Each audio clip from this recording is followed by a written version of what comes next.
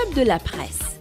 Club de la presse, une émission qui donne la parole aux professionnels des médias pour vous aider à mieux comprendre et décortiquer les principaux sujets de l'actualité durant la semaine écoulée.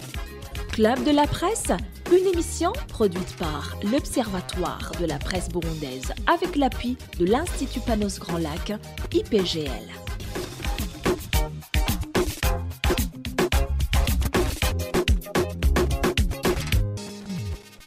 Merci de nous rester fidèles. Bienvenue dans ce premier numéro de l'année.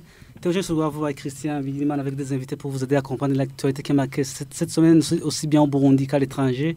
Mais c'est aussi, vous le savez, une occasion de parler de notre profession. Mais avant tout, Christian, qui sont les invités? Oui, aujourd'hui, nous sommes avec 4 invités, Théogène. Nous sommes avec Oudi Nyamitwe, conseiller à la présidence chargée de la communication. Bienvenue, bonjour monsieur. Bonjour, je salue ceux qui m'écoutent et merci pour l'invitation. Oui, nous sommes aussi avec Jérôme Nyonzima, coordinateur du Search for Common Ground. Bienvenue, bonjour. Oui, bonjour, coordinateur du studio IJAM, du studio IJAM, c'est ça, ok.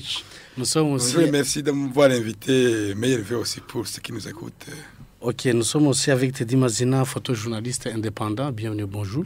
Bonjour, bonnes élections et bonne année 2015. Nous sommes également avec Alexandre Nyongeko, président de l'UBJ. Bonjour et bienvenue, monsieur, dans cette émission. Bonjour Christian, bonjour à tout le monde et meilleurs vœux à tout le monde. Oui, et merci d'être avec nous et soyez le bienvenu dans ce numéro 199 du Club de la presse.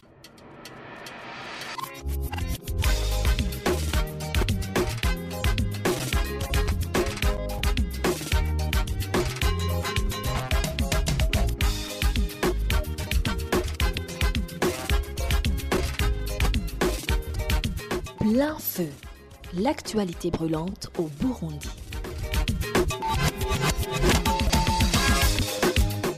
Dans cette première partie de notre émission, nous parlons des affrontements qui opposent depuis mardi de cette semaine un groupe armé en provenance de la République démocratique du Congo RDC aux forces de l'ordre burundaises à Mongui dans la province de Chibitoke. C'est dans le nord-ouest du Burundi. Les combats seraient en train de se déplacer vers d'autres communes, en l'occurrence Bukinanyana frontalière avec la Kibira.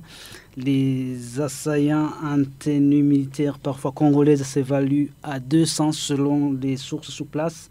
L'armée, la police, les démobilisés apprend-on, tout le monde est mobilisé.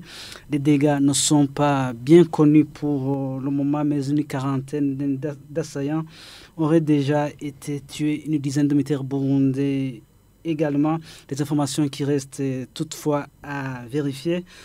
Aucune revendication n'a encore été faite par ces rebelles dont l'identité reste pour l'instant méconnue. Voilà ce dont on parle, Christian et nos invités. Alors oui, un groupe de rebelles a fait une incursion à Chibitoke mardi. Les combats ont éclaté, mais jusqu'ici, ils n'ont avancé aucune revendication. Qu'en pensez-vous? Comment vous appréciez cette situation? Merci beaucoup. La première chose, c'est de condamner. Condamner ces gens, ces barbares. Parce qu'un groupe qui ne décline pas son identité, c'est un groupe barbare. Un groupe de terroristes, finalement, qui ont attaqué le pays, la nation. Parce que attaquer ne fût-ce qu'une portion du pays, c'est attaquer toute la nation. C'est tout le peuple burundais, un peuple qui a payé un lourd tribut durant les guerres fratricides, cycliques qui nous ont endeuillés pendant plusieurs décennies et qui aspirent à la paix et à la quiétude et qui se retrouvent encore une fois confrontés à une guerre qu'on devrait éviter. Éviter pourquoi? Parce que les temps sont révolus. Les temps des guerres et des revendications par le bruit de canon et des bottes est révolu. Le peuple burundais devrait maintenant vaquer aux occupations quotidiennes visant à s'autodévelopper. Donc, brièvement, je condamne ces gens qui ont attaqué le Burundi, mais qui se sont retrouvés face à une vigilance des forces de défense et de sécurité. Et finalement, cette attaque s'est révélée être un échec cuisant. Hein. Oui, vous parlez de vigilance, mais on a envie de se poser la question, vu commune Mugui où elle se trouve. C'est certes à une cinquantaine de kilomètres de Bujumbura, mais avant d'arriver à Mugui, il y a Buganda. Et Buganda est presque à la frontière avec la RDC. On apprend que ces rebelles sont revenus de la RDC. On se pose une question, vous êtes satisfait que ce groupe soit maté, vous dites il y a une vigilance, mais comment est-ce qu'ils ont pu traverser la RDC, franchir la commune Buganda jusqu'à se rendre à Mugui sans être vus? Est-ce que c'est normal? Traverser la RDC, alors là il faudrait poser la question. Traverser Buganda. Alors, merci. Alors, traverser Buganda, vous savez que ils ont traversé la frontière durant la nuit. Donc, c'était de nuit qu'ils ont pu parcourir tout ce chemin jusqu'à Mugui. Alors, je ne suis pas sur terrain pouvoir vous dire exactement comment ils ont fait pour ne pas être vus. Hein. Peut-être qu'ils sont déplacés par petits groupes pour aller se rassembler là-bas, ou peut-être que les gens dormaient, ou je ne sais pas. Hein. De toutes les façons, je n'étais pas sur terrain, je n'étais pas avec eux pour pouvoir vous expliquer comment ça marche et comment des rebelles peuvent mouvoir pendant la nuit sans être vus ou inquiétés.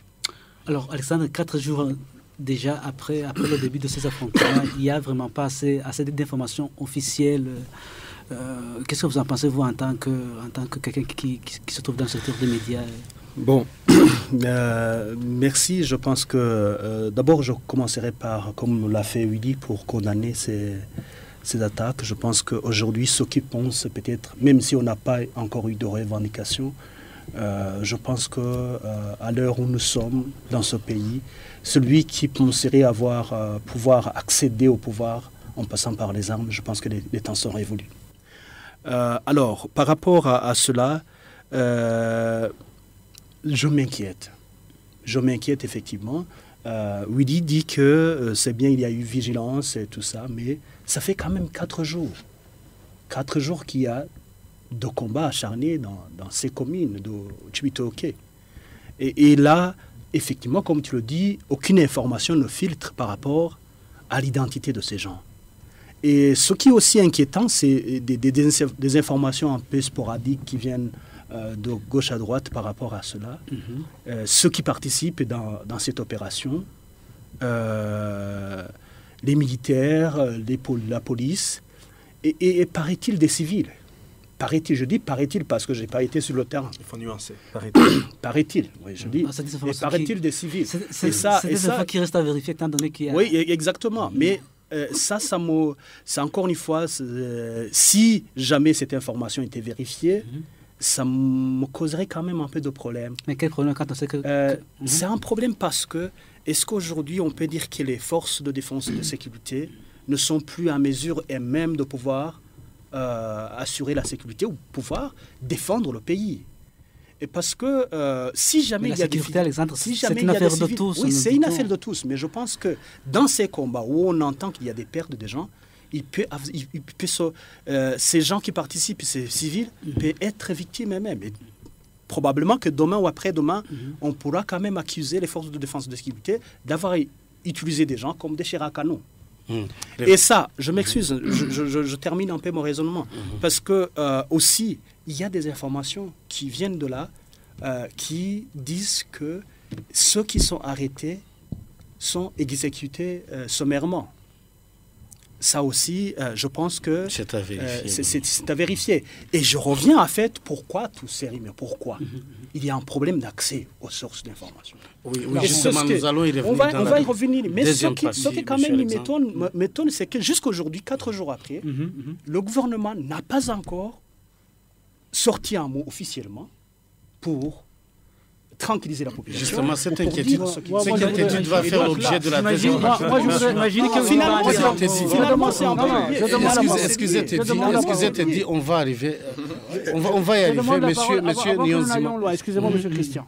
Nous avons la chance d'avoir le chef de communication du président de la République. S'il vous plaît, monsieur Willy, qu'est-ce qui se passe? Exactement. S'il vous plaît, donnez-nous une information. C'est la première fois qu'un officiel vient. Non, mais Vous êtes un officiel. Qu'est-ce qui est en train de se passer? Qui nous a attaqué? Qui est-ce qui a attaqué notre cher patrie? Merci beaucoup. Je peux répondre à la question, Répondez-nous, s'il vous mais dans l'introduction, une introduction. Est-ce qu'ils ont un nom? Ils Dans n'ont pas de nom, l'introduction, c'est qui? Les renseignements disent quoi? Dites-nous. il y a eu une introduction à laquelle d'ailleurs je ne souscris pas entièrement. Vous On a souscrivez dit- en partie peut-être. En partie, Où est-ce on qu'on est dit il y a eu un groupe.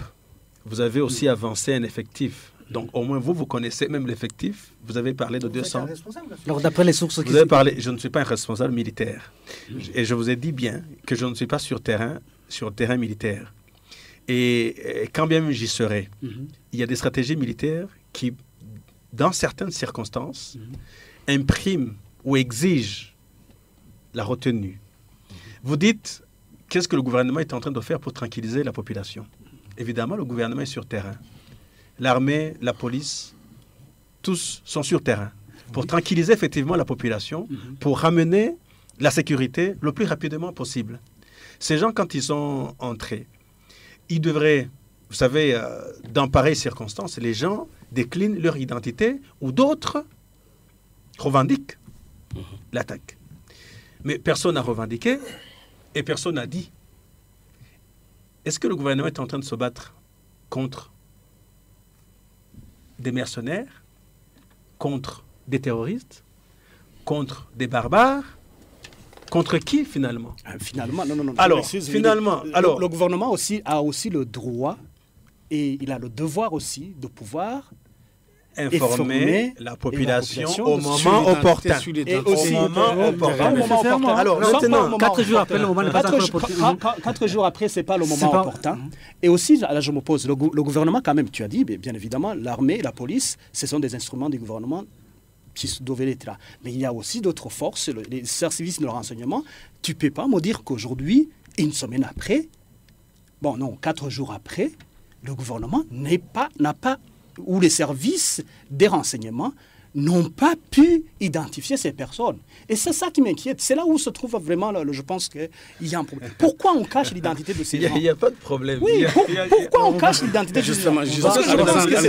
Nous allons y arriver. De toute C'est- façon, dans le discours de la nation du président de la République, il a félicité les forces de l'ordre en disant que chaque fois qu'il y aura de telles attaques, ils seront matés. Et c'est dans son discours, nous l'avons tous suivi. Monsieur Nyonzima, aujourd'hui, Soyez sûr d'abord que la situation je vous en prie, Monsieur Nyonzima, d'après les témoins, certains parmi ces rebelles sont en tenue militaire de la RDC. Peut-on y comprendre quelque chose aujourd'hui? Est-ce que c'est un déguisement? Comme disait Willy, on se pose la question, est-ce que ce sont des barbares? Le fait qu'ils soient en tenue militaire de la RDC, est-ce qu'on peut comprendre quelque chose par rapport à ça? Merci. D'abord, je voudrais me joindre à ceux qui ont commencé pour dire que quand même, c'est déplorable. C'est déplorable qu'il y ait eu des attaques. Des attaques jusque-là, on ne pourrait dire on ne pourrait que les qualifier comme ça. Des affrontements peut-être. Alors, avant peut-être de parler de ces uniformes ou de la RDC, je voudrais dire qu'il y a un problème. Il y a un problème d'abord à 3 niveaux. Le premier niveau, on dit un groupe d'hommes armés a attaqué. Il a attaqué qui? Parce que là-bas à Mugwi, il n'y a pas d'aucun militaire. Ils ont attaqué qui?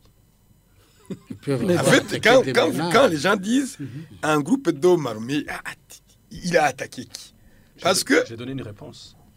Attaquer la nation burundaise. Vous voyez, c'est encore quand même... Nous tous y compris. Vous aussi. C'est tellement abstrait qu'on ne comprend pas physiquement contre qui cette attaque physiquement est dirigée. Effectivement, psychologiquement, la nation burundaise est attaquée. C'est pas psychologiquement, mais physiquement, physiquement, ils ont attaqué qui? Parce qu'en réalité, les groupes armés peuvent attaquer un camp militaire, ils peuvent attaquer une position militaire, ils peuvent attaquer la population. Mais maintenant, ils ont attaqué qui? Ça, c'est le premier problème.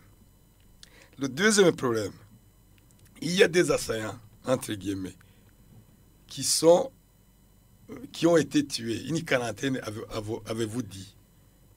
Maintenant, est-ce que c'est vraiment facile à identifier à tel point qu'on dise ceux qui ont été tués ici, ce sont des assaillants ou bien c'est la population? J'imagine de pas leurs uniformes. Ça, c'est un autre problème. Un troisième problème, il y a des assaillants, entre guillemets, qui ont été saisis et qui, Alexandre l'avait effleuré, sont directement exécutés. Serait. Il a dit Il serait. faut dire serait parce qu'on n'a pas, On n'a pas là, on encore n'a pas toutes ces informations de manière très précise, Jérôme. Bon, s'ils ne sont pas exécutés, ils sont là. Il faut pas que les gens, il faut qu'on se dise la vérité. S'ils sont saisis, à moins qu'on commence depuis le début, qu'on dise seraient saisis, ceux qui seraient des rebelles auraient été saisis et auraient été exécutés. Parce que si on dit qu'ils sont saisis et qu'ils ne sont pas exécutés, ils existent. Mais ce qui est inhabituel dans tout ça,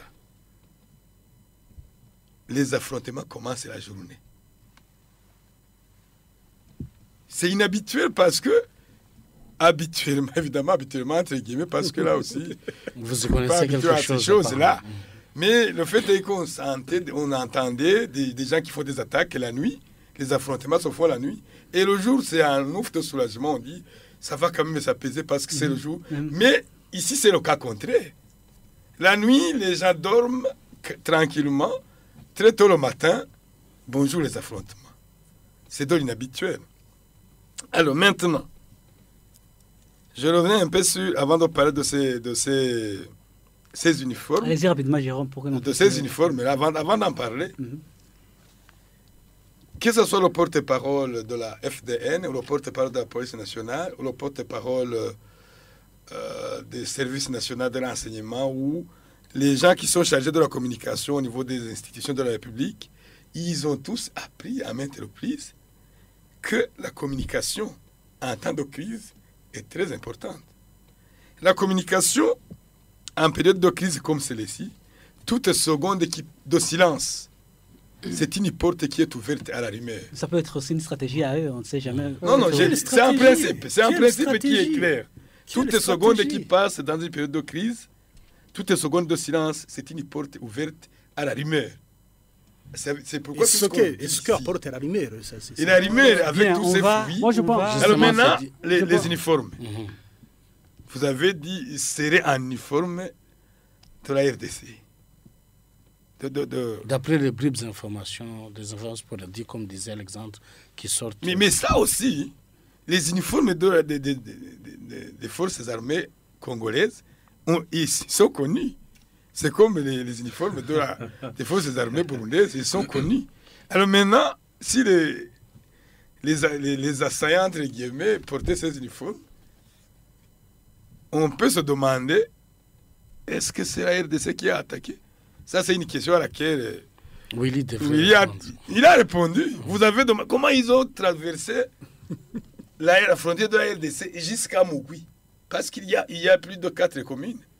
Alors, peut-être, Willy, on va peut-être... Ne lui demandez pas les uniformes. Non, c'est pas ça. C'est pas ça. T'as dit. Il ne va pas répondre. Jérôme, c'est une stratégie militaire. Si c'était des uniformes... J'aimerais bien intervenir.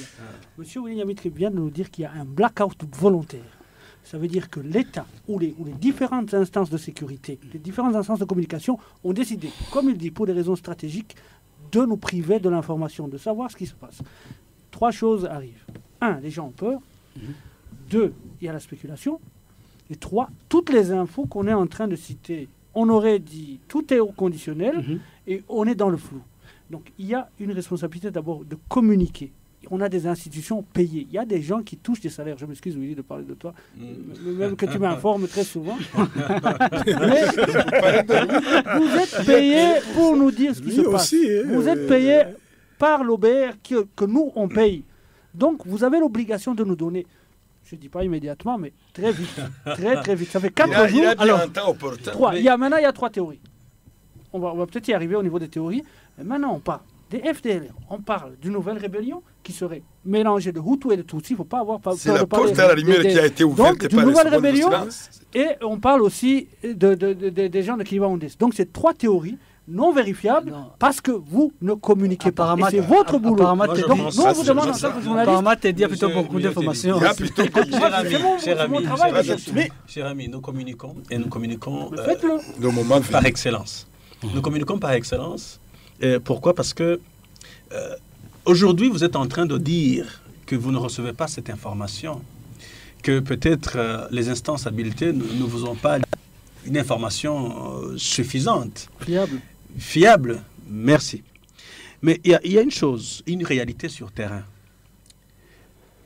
Si nous sommes confrontés, comme l'a dit Jérôme, à des choses inhabituelles, il y a des gens qui viennent, normalement, qui devraient, en temps normal, comme il a dit, attaquer soit un campement militaire ou policier, Une position. ou carrément la population, en disant, voilà, nous sommes des terroristes, nous venons attaquer la population, rien que le peuple, etc. Bon, mais à des situations inhabituelles, Communication inhabituelle. il doit y avoir aussi Pas silence. des stratégies, Pas silence. des stratégies Particulière. particulières. Alors, des stratégies particulières, pourquoi? Il y a eu à plusieurs reprises des manipulations d'informations qui ont dérangé tout un peuple. Et ça dérange. Quand les gens peuvent manipuler toute une information, vous êtes en train de parler de Kiliba-Ondès, mais qui est l'émanation d'une manipulation, On ne va fabrication, pas y revenir, mais je pense pas que fabrication c'est une médiatique, et vous dites cette même presse qui a fabriqué Kiliba-Ondès, et vous ramenez ça sur le plateau pour qu'on en discute, en disant que c'est une théorie. Ce n'est pas une porte ouverte. On devra Faut pas voter en touche. Faut pas voter en touche, monsieur Willy. Ce n'est pas une Pas voter en porte qu'on touche. a ouverte. Non, vous êtes en train de voter en touche. Je pense Donnez-nous que l'information sur le sujet aujourd'hui. on va éviter de rentrer dans ce débat de Kiba. Oui, je pense que oui, il faut laisser de côté. Je pense qu'il faut laisser de côté cela. Et je pense si vraiment Willy avance cela et veut qu'on retourne sur ce sujet, je pense qu'il est parti perdant. Parce que par rapport à ça, il y a beaucoup. C'est pas la fabrication. Écoutez, on ne revient pas, Alexandre. C'est pas la fabrication de la stratégie aussi. C'est pas la fabrication de la déplacer le débat. Et donc, si effectivement la communication qui a été utilisée lors du sujet Kiliba-Ondès est celle qui est en train d'être utilisée pour le moment, là, peut-être on peut tirer des conclusions. Alors, là, on peut tirer des conclusions. on va peut-être demander. On peut tirer des conclusions. Parce que Willy et tous ceux qui sont, comme le disait, payés pour communiquer dans ce pays, ils ont très bien affirmé haut et fort qu'il n'y a aucune présence militaire sur le sol congolais. Alexandre, Je pense que... Alexandre, on a convenu de ne pas parler de ce sujet. C'est lui. On revient. Alexandre, tu l'as pas dit. Alexandre, Jérôme et les autres. Est-ce que ceux qui sont chargés de communiquer dans ce pays ne l'ont pas dit? Et donc, c'est là où je disais, il y a un hic. Si effectivement, les gens qui sont chargés de communiquer ne veulent pas communiquer sur ce qui se passe aujourd'hui, ça veut dire quand même qu'il y a quelque chose qui est caché derrière. Alors, à côté. Qui sont ces gens? Est-ce que c'est difficile vraiment pour un pays qui a des services de renseignement, qui sont payés et qui doivent faire le travail jour et nuit, et qui ont tous les moyens pour le faire? Il est difficile de pouvoir identifier l'identité des gens en moins d'une semaine. Ah, mais qui vous a dit que ce n'est pas identifié? Ah oui, pourquoi est-ce qu'on ne veut pas communiquer? Pourquoi est-ce qu'on ne veut pas communiquer? Il a dit qu'il y aura communication. Je vous ai dit, les corps de défense et de sécurité qui sont sur terrain ont bel et bien identifié l'ennemi, parce qu'ils ne peuvent pas se battre contre un ennemi qu'ils n'ont pas identifié. Donc, il est identifié. Qui sont-ils? Maintenant, ce groupe rebelle qui n'a pas voulu décliner son identité et personne n'a revendiqué, je vous dis, évidemment, les forces de défense et de sécurité qui ont des organes de communication vont vous livrer ces informations dont vous avez besoin en temps utile. Interrogeons-nous pour savoir. Il y a quelque chose de très important.